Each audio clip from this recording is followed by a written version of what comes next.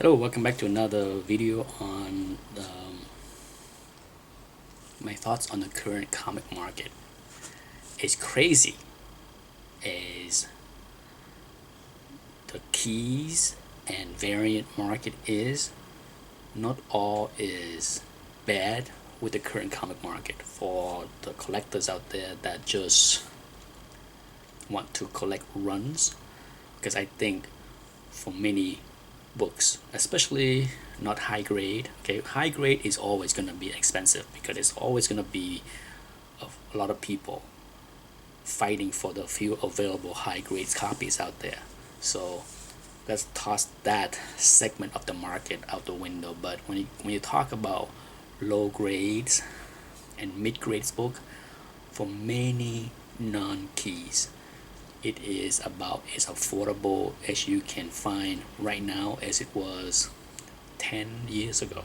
Okay, I don't see much of a change in prices, and you can't even bother with the overstreet price guide when you talk about low grades and mid grade non-keys. Okay, whenever I see people try to sell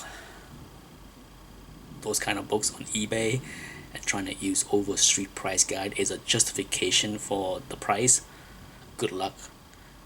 You can't even sell half guide for these things. Okay, so for me, whenever I get a question from a younger collectors or newer collectors that ask me like, gee, what should I collect, what should I buy, of course the simple answer would be buy what you love. Okay, buy what you enjoy.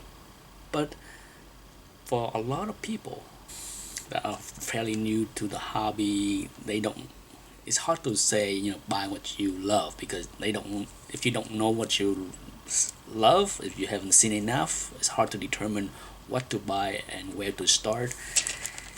And my one recommendation that I have been giving out over the past few years is, if you want to collect Silver Age, one of the better title to start is Thor, not Journey into Mystery. Okay, Thor. And here's my reason why.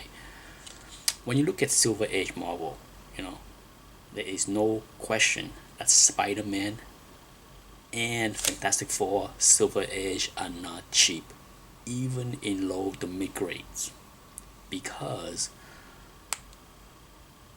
the sheer amount of first appearances and new character introduction in both of those titles. Okay, it's just so many awesome villains and new characters that introduced in both Spider-Man and Fantastic Four in the 60s that it is hard to complete or run for many newer collectors, especially working on a budget.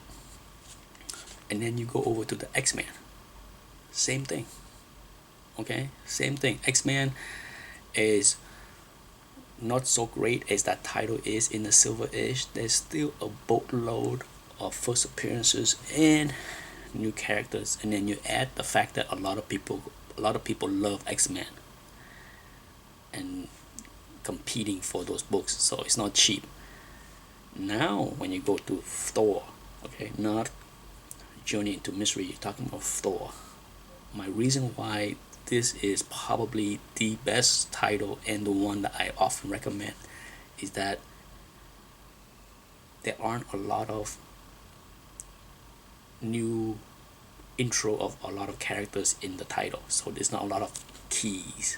So thankfully the key collectors are usually not fighting over books for that title. And on top of that is the awesome art of Jack Kirby. I can't say enough of how much I love Jack Kirby work in the Thor title, even more than many of his work in the Fantastic Four. I love the Fantastic Four, make no mistake, but I felt his work in Thor is often overlooked, in my opinion. I could be wrong, but from the way people talk about Jack Kirby and the Fantastic Four, Thor are rarely mentioned, in my opinion. And even with the weak Vince Coletta inking on the Thor books, they are absolutely fantastic.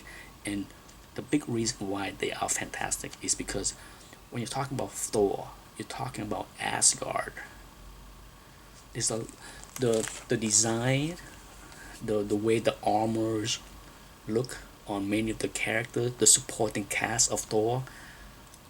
Jack put in a lot of cool, innovative look to many of these characters. The armor, only Walt Simonson has done something more cool with the look.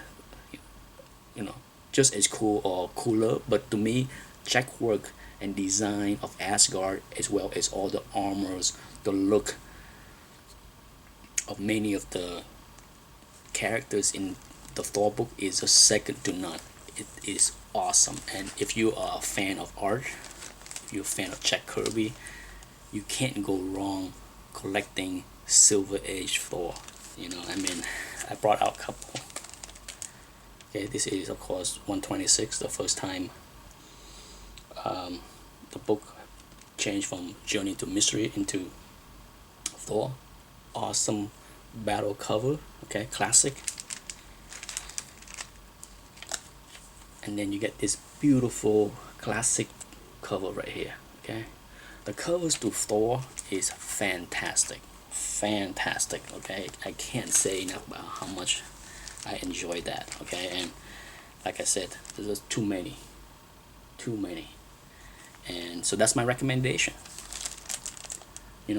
I would love to hear what other people think.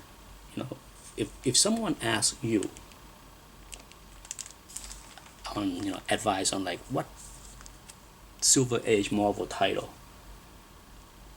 they should collect on a budget, okay, that's a key, on a budget, what would you recommend? I would love to hear what other people think as far as quality, okay. And I'm not talking about just buying cheap stuff that are just not good. I'm talking about affordable and great. To me, just look at this one. Oh my, right? Maybe one of these days I will spotlight some of these books because they are definitely some of my favorite Jack Kirby work for sure. A lot of good stuff. I don't have a lot. I don't have a complete run of but I will end it on this book. Awesome cover. So that's it. That's all I have for this video. I'd love to hear what other people think about what's a good title to collect for younger, newer collector that doesn't know much about the Silver Age, Marvel Silver Age. For me, it is Thor. Easy picking for me. I have been recommending this title to many people over the past many years because for the most part they are very cheap, in my opinion.